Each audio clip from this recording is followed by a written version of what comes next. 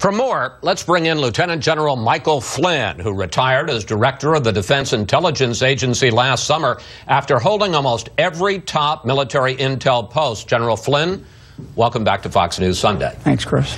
President Obama's policy in the Middle East, as we just heard, is complicated, but I want to lay out three main points. But let's put them up on the screen. We're fighting against Iranian-backed rebels in Yemen. We're fighting on the same side as Iranian-backed militias in Iran. And meanwhile, we're trying to negotiate a nuclear deal with Iran.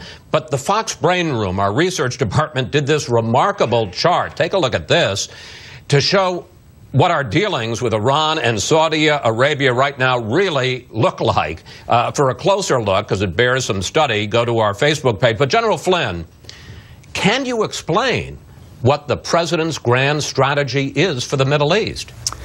Yeah, so Chris, let me just start by just sort of stating two big points. One, where we are, and then what do we do about it? And I think where we are right now, we have almost a complete breakdown of order in the Middle East. A new Middle East is essentially struggling to be born. The second thing is we have Iran on the march. Iran is clearly on the march. As Jennifer Griffin's comments highlighted, both in Iraq, also Syria, Lebanon, Yemen, and other parts of the Middle East. We have a takeover of Islam by radical extremists, and I think that this is very dangerous, and it's both Shia and Sunni, and we can't forget that.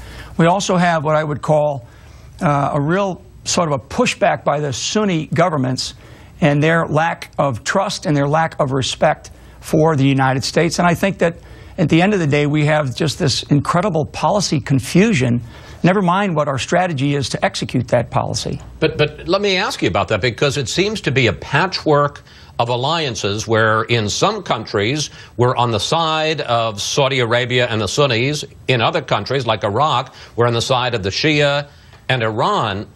Can that work? Yeah.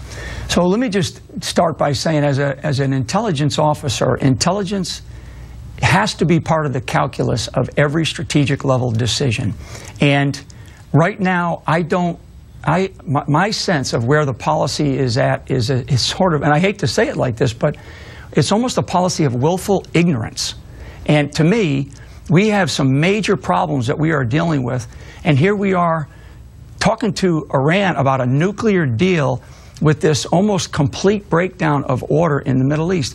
One of the things that we have to keep in mind on Iran is also a country with ballistic missiles, cyber capabilities. They are also still a state sponsor of terrorism. And here we are dealing with them as though we're going to give them a carte blanche. I know it's going to be some number of years to have a nuclear capability. I mean, give me a break.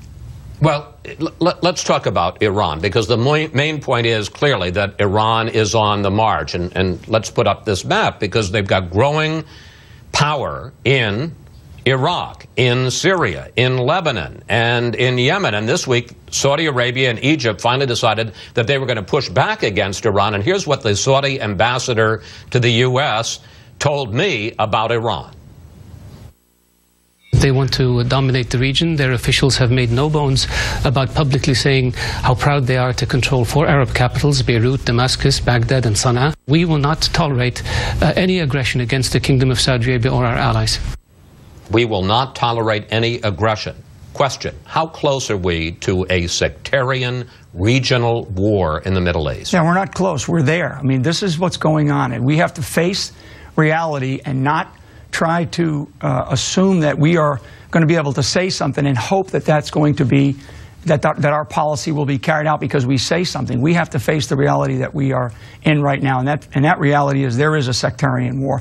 We also have to acknowledge, Chris, that both Iran and these radical Islamists, these extremists, we have to acknowledge that they do not like our way of life. In fact, they have stated that they want to see the destruction of our way of life. And I think that our leadership has to be really clear with the American public, not to scare the American public, but to inform them, to tell them exactly what it is that we are facing. I mean, that line and block chart you showed, that's if it was confusing to your audience, it's probably confusing to many in the government. And that's also part of the entire sort of policy and strategy that we are following. It is a state of confusion. And like I said, I can't say it any stronger. I almost feel like our policy is a policy of willful ignorance rather than facing the reality that we actually have right now. You talk.